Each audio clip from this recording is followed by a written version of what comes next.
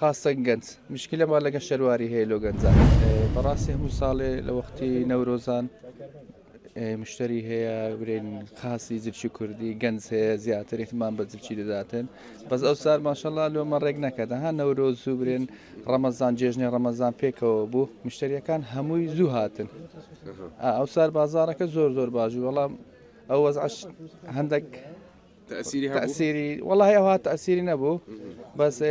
فرق شهر هبو لقد سنسالة يعني ما هموي بين بموعيد ما موعد ما هموي دروش باز دروش زياترني يعني ما حسابي خمان دكن روجة سنقاتي وردقرين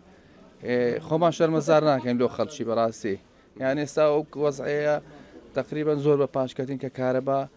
نما باش بو مولدا كان هاتنا ونديان لو ما باش بو اگرنا لو إشي أو صار زور بباشكتين إيش باش بو أو صار زور الحمد لله أوصل سرنجك زياتر باوبو يعني زياتر خواستي لسر والله أو صار رج قال لك زور بو يعني قاتي رج زور بو أو صار جنزان زياتر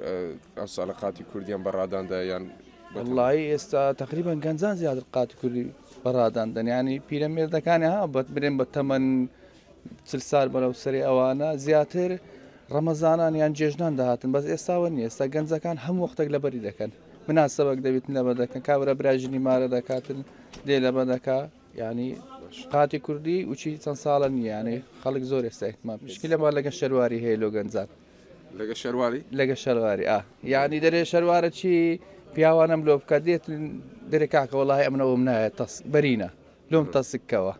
او مشكلة ما زور لقى جنزان بس يبقى جوراننا كل يوم دوري مشكلين الشربار هلا بردكاتن باشا شتشي روداوشي خوشم لو بجي روكا قاتكتان برادان دا بياخذلو كسكتان دوري بيتون بردي بيتو دواي قرابيتو ناراضي بلا شوازي دورينك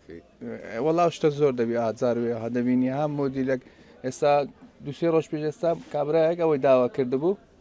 ساده داوا كردبو اما نوع عش كمالو دوري بو ليش متاكد كردو كره قلت مت او هاد دوي انا او زيادة جنزانيه قلت امن او هام دوي كره قلت مو جنزانن يا قلت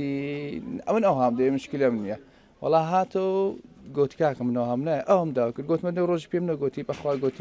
مشغول بوم او هي مشكله كا باش تسن موديل شي جوازي هي او زياترين خواستي لسرت ست زور ستايل بو صار كاك مسعودي قال لك زور بو او يمكن كاك نيتسي كاك مسعودي او انا او عن زور لسرا كتافه وزنزير بله مشكله زور لو درس كني كتافه وزنزير